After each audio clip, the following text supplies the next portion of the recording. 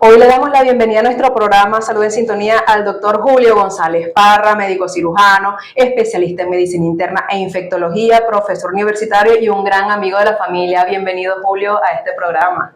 Gracias, Desiree. Mucho gusto en estar aquí. Julio, estamos hablando sobre antivirus, que es un virus que ha llamado mucho la atención, ha resonado mucho últimamente. ¿Hay razones para que la población acá en Aragua esté en alerta o en alarma por el antivirus en este momento? Probablemente no. Te digo que es así porque esta es una infección zoonótica más que todo de áreas rurales, áreas agrícolas, donde se pueda transmitir el virus. Es muy raro que esto sea a nivel urbano o citadino. Las cepas que están en Venezuela, quizás se han oído de otras cepas de otros países que sí pueden significar un riesgo, como la cepa Andes, que está en Argentina y Chile, que ha sido responsable de episodios de transmisión en humanos. Pero las cepas de aquí no está descrito que haya transmisión en humanos. Se ha hablado mucho entonces de este tema en estas semanas, pero por los casos que se confirmaron en Anzoátegui. ¿Cuál es el panorama epidemiológico real de esta virosis en Venezuela? ¿Es como ese caso aislado o hay como un inicio de brotes de esta virosis en esa zona? Desde el año 1999 que se detectó el primer brote en nuestro país, han ocurrido brotes aislados en zonas agrícolas o rurales, repito. En el año 2024 hubo un brote en Delta Macuro, en el año 2025 hubo un brote en Portuguesa, con pocos casos, pero esto obedece a dos cepas que están muy bien diferenciadas en nuestro país, que es la cepa de virus llamada caño delgadito, que es descrita en el estado portuguesa, y la cepa maporal, que fue descrita en el estado Barinas. Estas cepas son las responsables de estos brotes, muy aislados, repito, en estas dos zonas, o en el eje centro-occidental, que es el que abarca los estados Guárico, que está cerca de nosotros, Ojedes, Barinas, Portuguesa, y el eje oriental sur, que abarca Anzoátegui, Delta Macuro y Bolívar. Y muchas personas confunden el pánico en las redes sociales con la realidad médica. Entonces, claro, se escuchó la palabra una vez antivirus y se fue replicando la información y personas que no son del área de la salud, pues para aprovechar lo que son los seguidores empezaron a replicar información sin base científica. Por eso es lo importante de este tipo de programas, porque entonces estamos hablando con lo que son las bases reales científicas para calmar un poquito a la población y explicarles pues más o menos qué es el virus, cómo prevenirlo y todo eso. ¿Por qué un brote rural o localizado generó tanto revuelo urbano? ¿Fue solamente por ese efecto de las redes sociales o hay algo a nivel de esa infección viral que llamó mucho la atención? Yo creo que ahí se sumaron dos factores, a mi entender. Uno fue que en abril de este año se describió el brote que hubo en un crucero que salió de Ushuaia en Chile y Argentina, y hubo 13 casos con 3 muertos. Pero eso fue debido a una cepa que se llama cepa Andes, que es la cepa de esa zona, que sí está descrita la infección, el contagio humano, sobre todo como en un crucero, que la gente está mucho tiempo junto a otra, no hay mucha cercanía, por decirlo así, y eso hizo un revuelo en las redes sociales, ¿no? Que vayan unas personas a tomar un crucero de paseo de lujo y entonces se vayan a enfermar y incluso morir. Sí. Y el otro es que simultáneamente con el brote de Anzoátegui hubo 3 casos de 3 médicos que fallecieron en Barinas, y desde un principio se dijo que era antivirus y eso no ha sido confirmado. Esos casos todavía no se sabe, se sabe que no fue antivirus, todavía no se ha confirmado qué fue. Ya sabemos que no fue antivirus, pero no sabemos qué fue. Y eso lo relacionaron de un principio con antivirus, más los casos de Anzoátegui. Pienso que eso fue lo que tembló un poquito la población. Ok, por eso es como esa alarma en la población. Sí. ¿Hay alguna diferencia en el comportamiento del hantavirus respecto a otros virus respiratorios, como por ejemplo la influenza o lo que fue el COVID? Bueno, la primera diferencia es que son virus totalmente diferentes, ¿no? El hantavirus es un buñaviridae y los otros son otros tipos de virus diferentes, no pertenecen a la misma familia del hantavirus. Lo segundo es que en COVID e influenza hay transmisión humana entre humanos. Esto no se ha descrito en las cepas venezolanas de hantavirus. Y el tercero, que yo diría que hay diferencia, es que influenza y COVID se protegen con vacunas, muy buenas por cierto, y todavía no se ha fabricado una vacuna efectiva en hantavirus. Muy importante eso. Y en términos sencillos, Julio, ¿qué es más o menos el síndrome pulmonar por hantavirus, que de repente es la parte que es más llamativa de esta patología o de esta virosis? Sí, el síndrome cardiopulmonar por hantavirus es una complicación con una alta frecuencia. Se dice que hasta un 50% de los casos pudieran presentarlo. De hecho, los casos de Anzoátegui lo presentaron y por lo tanto tiene una alta letalidad. Es una complicación pulmonar. El paciente hace un shock cardiogénico, no cardíaco. Hay una insuficiencia respiratoria severa que ocurre después que ha pasado la fase prodrómica de la fiebre, de los escalofríos, de los dolores en el cuerpo, de la diarrea, de los vómitos. Entonces puede ocurrir en un 50% de los pacientes esta complicación, que es la que determina la severidad de este tipo de infección. Vamos un momentico a una pausa y ya regresamos con más de Salud en Sintonía. Pon tu vida en la frecuencia correcta por Red Mundial Aragua 93.9 FM, porque ahora somos los mejores. Ya estamos de regreso con más de Salud en Sintonía. Pon tu vida en la frecuencia correcta. Hoy estamos hablando sobre hantavirus con el doctor Julio González Parra. Julio, estábamos hablando de este tipo de esta virosis que representa el hantavirus y por qué había sido tan alarmante. A veces puede tener un inicio engañoso. Estábamos comentando que de repente puede ser una virosis, pero que los síntomas son un poquito más fuertes y va teniendo como ese desenlace catastrófico, pero no en todos los casos. ¿Qué pudiese más o menos diferenciar un poquito esa gripe normal o que nos pudiese hacer sospechar de que fuese una infección por hantavirus?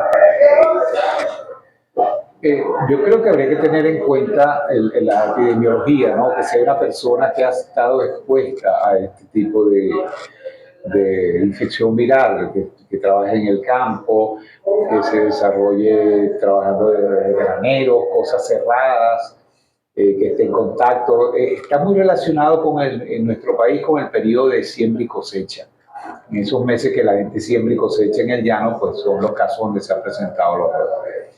Y en segundo lugar, en cuanto a la clínica, aquí es una gripe fuerte, o sea, la severidad de este cuadro viral, ¿no?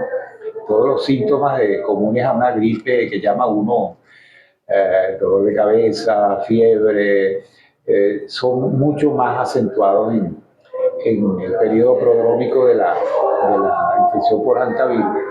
Y no dejar nunca pendiente, si aparece algún síntoma respiratorio, ya automáticamente moverse y empezar a actuar en torno a él. Cuando estamos hablando de lo que son el reservorio, pues de este virus, que estamos diciendo que es un virus zoonótico, que este virus viene de los roedores, la gente de repente puede pensar de inmediato en las ratas del depósito de la casa o los ratoncitos que de repente pudiese haber en casa. ¿Cuál es el roedor reservorio específico de este virus? ¿Hay algún roedor que sea específico o son varios roedores que pueden transmitir el hantavirus? Bueno, hasta ahora se ha identificado en la cepa caño delgadito el llamado ratón de algodón o ratón de la caña. El nombre no me lo recuerdo porque es un nombre muy enredado, pero es comúnmente llamado como ratón de algodonero o ratón de la caña.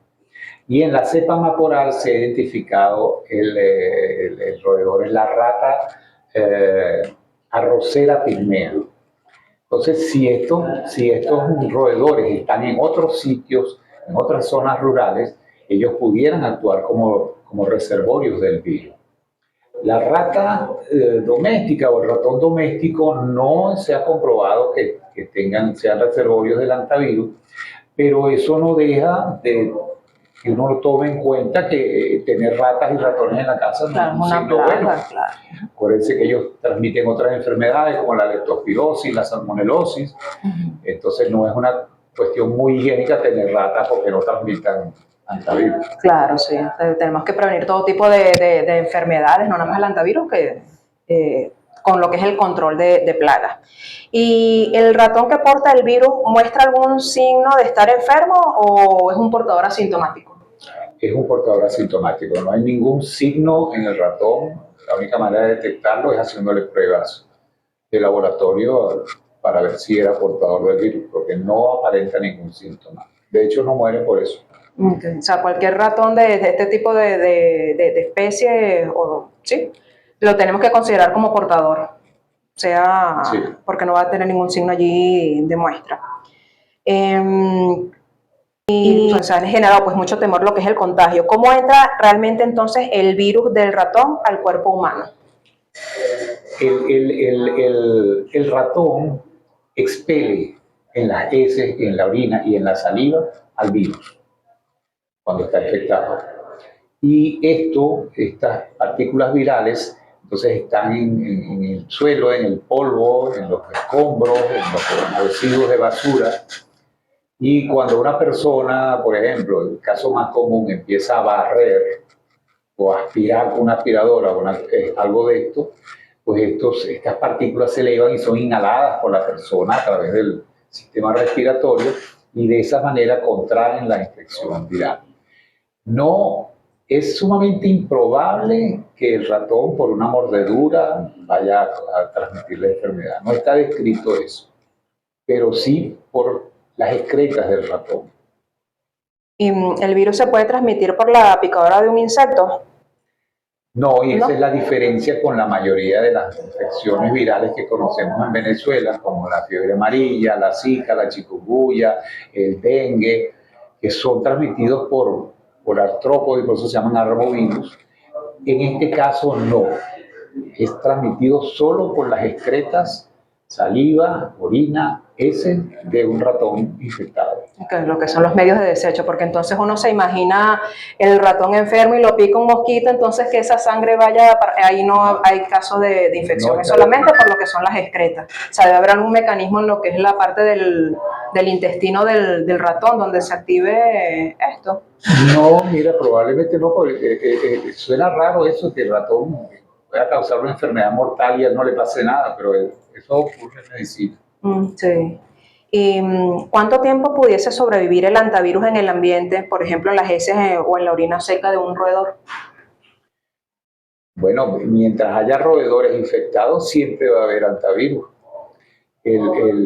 Si hacemos un corte en el tiempo, a partir de que el ratón expulsa el hantavirus, si esto está en un sitio cerrado, mal ventilado, oscuro, con basura, con polvo, este virus puede durar hasta días. Okay. Si esta excreta del ratón ocurre en un sitio ventilado, con plena luz del sol, en un campo, probablemente dure 1, 2 o 3 horas. Ok, bueno, si dura más o menos tiempo, sí, porque estaba pensando de repente con todo esto que ha pasado de los sismos, de repente un depósito que pues haya quedado tapiado, pero que haya todavía allí pues contenido de lo que son las heces, la saliva, que los rescatistas de repente pudiesen inhalar eso, con todo ese tiempo que ha pasado del evento hasta ahorita, pudiese haber transmisión por allí. Claro, sé que no es una zona donde comúnmente se ve este tipo de roedores, pero así como por tener una idea. Y un dato, y no solamente para los rescatistas, sino para todo en general que esté puesto a esto, es que el uso de la N95 protege contra la inhalación de estas partículas. La N95 es suficiente para contener esto. Sí, porque entonces uno ve muchos que están utilizando los tapabocas, los sencillitos, los azulitos, entonces uno hace énfasis en eso, que tiene que ser la mascarilla, la blanca normalmente que uno ve, aunque ahorita hay de colores, pero que digan N95. N95. Esas son las que realmente protegen del virus. ¿Cuáles serían las manifestaciones iniciales que pudiesen encender la señal de alarma? Pero esto vamos a saberlo a la vuelta de esta pausa. Ya estamos de regreso con Salud en Sintonía. Pon tu vida en la frecuencia correcta. Hoy estamos hablando sobre antivirus, una mirada a fondo. Estamos hablando con el doctor Julio González Parra, médico infectólogo. Y dejamos una pregunta al aire, Julio. Estamos preguntando o hablando sobre cuáles son esas manifestaciones clínicas iniciales que deben encender la alarma en cuanto a la infección por un antivirus. Como te decía anteriormente, importa mucho la epidemiología, o sea, que sea una persona que haya estado expuesta a esta infección por este virus, que sean personas que hayan el tipo de trabajo que hacen y en la zona donde lo hacen, en zonas agrícolas, rurales. En segundo lugar, que sea una sintomatología de un cuadro gripal fuerte, muy fuerte. Tanto la fiebre muy alta, los dolores son el dolor de cabeza. Y en tercer lugar, ante la más leve aparición de cualquier síntoma respiratorio, ya hay que prender la alarma. ¿Y cuánto tiempo puede pasar desde que la persona estuvo expuesta al virus a presentar los síntomas? Porque, por ejemplo, si estuvo en una zona rural y a la semana está en su casa y a los 15 días presenta el virus, ¿se pudiese pensar en una infección por antivirus? ¿O cuánto es ese tiempo que puede haber entre la exposición y los síntomas? Sí, desafortunadamente el tiempo de incubación es muy amplio. Va entre 2 a 6 semanas. Bastante. Entonces, puede ser que una persona haya ido al campo y después vaya a su casa y después presente la sintomatología. Debido a este tiempo de incubación tan alto. Lo otro es que el periodo periodo clínico, prodrómico que llaman, es más o menos de 3 a 7 días. Entonces ya más de 7 días ya prende las alarmas. ¿Y en qué momento el cuadro febril o el cuadro gripal se transforma o evoluciona a lo que es el compromiso pulmonar? Eso ocurre en el 50% de los casos después del cuadro prodrómico. O sea, después que pasan 3, 4, 5 días y la persona puede pasar ya a la fase de complicaciones respiratorias, lo que se llama el síndrome cardiorrespiratorio.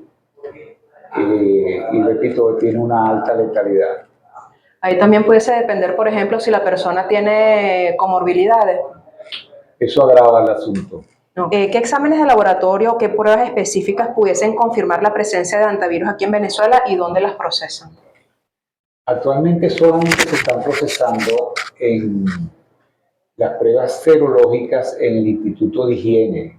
Eso es el ente que se responsabiliza por la realización de estas pruebas de antivirus. Es posible, porque ya está disponible las pruebas moleculares, las pruebas de PCR, es posible que algunos laboratorios que hagan PCR puedan tener la determinación de antivirus por este método. Okay. ¿El laboratorio de ustedes de microbiología no está procesando? No. Okay. Y para el público que nos escucha, estábamos hablando mucho de lo que eran los antibióticos y todo eso, la diferencia, pues en qué momento se utilizan antibióticos y qué no. Pero ¿existe algún antiviral específico? O ya nos dijiste que alguna vacuna contra el antivirus no, pero ¿hay algún antiviral específico para esta infección? No está aprobado actualmente ningún antiviral para infecciones por antivirus. Se han probado algunos antivirales, quizás algunos conocidos, porque se usaron en el COVID, como el tocilizumab, se han probado en los casos de los pacientes que llegan a unidades de terapia intensiva para soporte cardiorrespiratorio. Pero esto no está aprobado. Se han usado como una prueba ante situaciones en las cuales no hay otra cosa que hacer. Se han hecho ensayos con estos antivirales, pero no está aprobado su uso. O sea, el tratamiento se basa en tratar los síntomas directamente, hasta que el virus cumpla todo lo que es su ciclo. Y el soporte hasta que el paciente ya se pueda recuperar. El soporte respiratorio puede ser con ventilación mecánica o lo que llaman ECMO, que son las máquinas que se extrae la sangre, le quitan el CO2, le ponen oxígeno y la devuelven al cuerpo cuando hay falla cardíaca severa. Esto se ha usado y funciona. ¿Y qué tan determinante es el tiempo de atención? O sea, un abordaje temprano pudiese cambiar drásticamente el pronóstico del paciente. Sí, definitivamente ante la aparición de los síntomas respiratorios, esto debe hacerse lo más temprano posible y eso va a redundar en beneficio para el paciente. Y como siempre les decimos, pues no es una consulta, no es una preguntita por teléfono, es que tienen que acudir a consulta para ser examinados, para entonces poder dar un buen diagnóstico y poder iniciar lo que es el tratamiento. Si alguien, por ejemplo, Julio, tiene un depósito o una finca que está cerrada por muchos meses, ¿cuál sería el protocolo correcto para limpiarlo sin correr riesgo? Bueno, el protocolo recomendado es, si es un sitio cerrado, tratar de airearlo, como dice uno, ¿no? Abrir las ventanas, por lo menos esperar unos 30 minutos a que esto se airee. Que la persona que vaya a realizar esta labor se proteja con una mascarilla N95, que use guantes, si es posible alguna ropa que se pueda luego desechar, que no permanezca con ella, que no barra con escoba, ni con aspiradora, que nadie va a hacer un granero con aspiradora. Claro, sí. Se recomienda lo que se llama el barrido húmedo, que es impregnar el suelo, el piso, con una mezcla de cloro higienizante, que es un cloro de alta concentración, mezclado una parte de cloro con 9 partes de agua, o sea, al 10%, y con eso dejar que eso se lave el piso y luego esto es recogido nuevamente.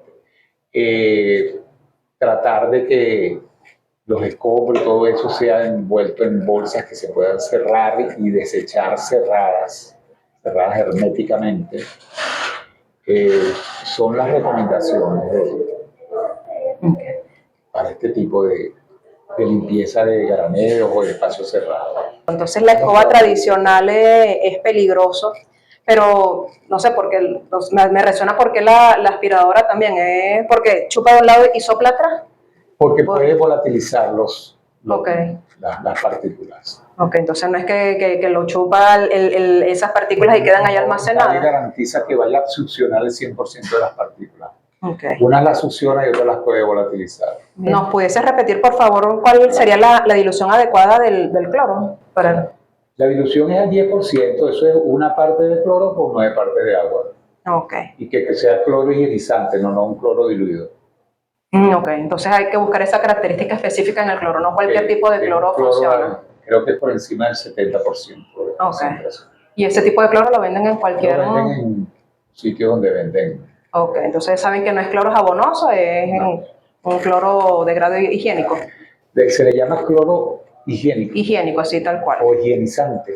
Ok, ya estamos de regreso con Salud en Sintonía, poniendo tu vida en la frecuencia correcta. Hoy estamos hablando sobre antivirus, estamos dando una mirada especializada. Julio, antes de irnos al corte, estábamos hablando de lo que son las medidas de prevención. Para los trabajadores de campo, los agricultores, personas que almacenan granos, ¿qué medidas de protección personal deberían adoptar? Sí, estas personas primero, la indumentaria es muy importante, ¿no? Si es posible ropa que después ellos puedan desechar o lavar. El uso de la mascarilla N95, el uso de guantes, en este tipo de labores es muy importante. Y además, ventilar previamente a la limpieza los espacios, sobre todo si han estado cerrados o en espacios oscuros. Entonces, ventilarlos por lo menos media hora a una hora previo a la limpieza, que sean aireados. Y lo otro es muy importante es no barrer en seco, tratar de humedecer el piso con una mezcla de cloro con agua al 10%, o sea, una parte de cloro higienizante con 9 partes de agua, echarlo al piso y a partir de allí entonces hacer la limpieza. Tener envases o envoltorios que sean cerrados herméticamente de la basura, de los escombros, es una buena maniobra también. Hay varias preguntas en la publicación, estaban todos muy pendientes de este programa, Julio. Te voy a leer algunas de las preguntas. Y tenemos también audiencias de varios lugares del mundo, no nada más aquí de Venezuela. Por acá pregunta Lilibet, ¿cuáles son los primeros síntomas de una infección por antivirus y cuánto tardan en aparecer los síntomas después de la exposición? Bueno, la aparición de los síntomas después de la exposición puede tardar entre 2 a 6 semanas. Es muy amplio el periodo de incubación del virus. Y los primeros síntomas que aparecen son los síntomas de un cuadro gripal común. Dolor de cabeza, malestar en el cuerpo, dolores articulares, malestar, fiebre. Pero en el caso del hantavirus pueden ser más fuertes de lo normal. Diría uno que esta gripe sí está fuerte. Y lo otro es que al aparecer cualquier síntoma respiratorio ya estar prevenido. Tos, dificultad para respirar, dolor en el pecho, cualquiera de estos síntomas ya hay que estar prevenido de que pudiera ser una infección por hantavirus en una persona que ha estado expuesta al virus. Por acá otra de las preguntas, Julio, nos dice, en caso de tener síntomas de hantavirus, ¿en qué momento acudir a la emergencia? ¿Hay algunos días específicos después de la aparición de los primeros síntomas o cuál sería la recomendación?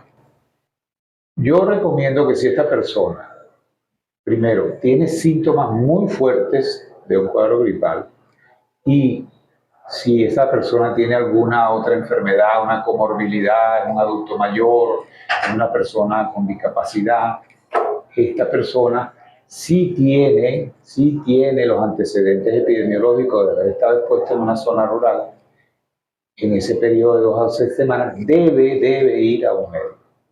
Debe ir a un médico a consultar y explicar esto. Perfecto. Otra de las preguntas por acá nos dice, ¿el veneno para ratones o tener gatos en la casa previene el contagio? Bueno, como dije, el ratón doméstico, el ratón casero, la rata doméstica, no se ha comprobado que tenga el virus. De tal manera de que si estoy en una ciudad, eso no va a causar ninguna ayuda. Okay. Solo el control de plagas. Solo el control de plagas. Bien. Por acá otra de las preguntas nos están haciendo es si necesitan alguna medida especial si tienen una casa que estuvo mucho tiempo cerrada y estamos hablando que era no barrer en seco. No barrer en seco. Por acá otra de las preguntas. Ventilar. Y ventilar, muy importante. Son unos 30 minutos, ¿verdad? Por lo menos, mínimo 30 minutos. Otra de las preguntas por acá, si existe alguna vacuna o algún tratamiento específico para el hantavirus. No ya existe. dijimos que. Por acá, ¿el hantavirus afecta más los pulmones o el estómago? El cuadro grave afecta a los pulmones en la cepa venezolana. Hay otras cepas, las cepas europeas y las cepas asiáticas, que dan más bien un síndrome renal, una insuficiencia renal y hemorragias. Pero esto no está descrito en las cepas que hay en Venezuela.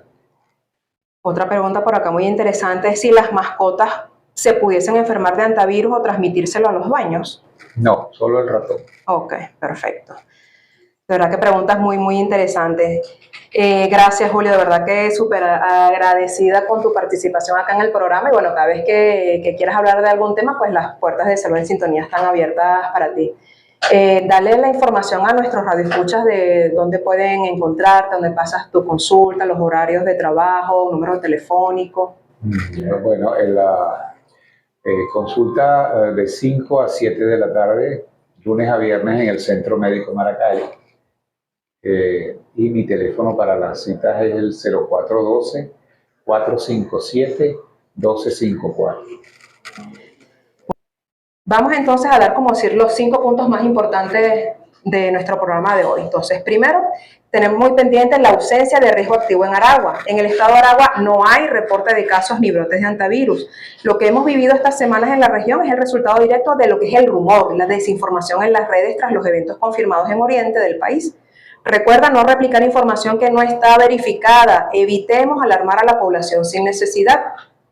Hay cero transmisión de persona a persona en Venezuela. A diferencia de los virus como el COVID-19, la influenza, las cepas de hantavirus presentes en nuestro país no contagian de humano a humano. No hay riesgo de transmisión comunitaria en las calles, oficinas ni transporte público. Sin embargo, pues no olvidemos mantener las medidas de higiene y mantener el espacio personal, pero como norma general. Esta infección está ligada al entorno rural y un reservorio específico. El virus no lo transmite la rata común de ciudad, sino roedores silvestres o de campo. La infección ocurre de forma exclusiva por la inhalación de partículas secas presentes en orina, heces o saliva del ratón en espacios cerrados o agrícolas. La regla de oro preventiva, jamás barrer en seco. ante cualquier espacio, galpón o depósito que haya estado cerrado durante mucho tiempo, la clave es ventilar al menos 30 minutos, rociar agua con cloro para fijar entonces el polvo y limpiar usando tapaboca N95 y guantes. La escoba en seco dispersa el virus en el aire. El diagnóstico precoz salva vidas. Aunque los síntomas iniciales simulan un cuadro gripal o fiebre común, la rápida evolución a la dificultad respiratoria exige atención médica inmediata. El soporte hemodinámico y respiratorio a tiempo, pues en terapia intensiva, cambia radicalmente el pronóstico del paciente. Responsabilidad informativa ante la salud pública. La mejor herramienta contra la zozobra es la ciencia. Antes de reenviar cadenas de audio o mensajes alarmistas en WhatsApp, debemos acudir a los voceros oficiales y a la orientación de nuestros especialistas en infectología. Recuerden pues que la salud se construye con buena información y prevención diaria. Llegamos al final de otra maravillosa edición de Salud en Sintonía. Muchísimas gracias por acompañarnos. Queremos agradecer de verdad al doctor Julio González Parra, especialista en infectología, por acompañarnos en la tarde de hoy y brindarnos esa luz, esa ciencia y esa tranquilidad en el tema del hantavirus.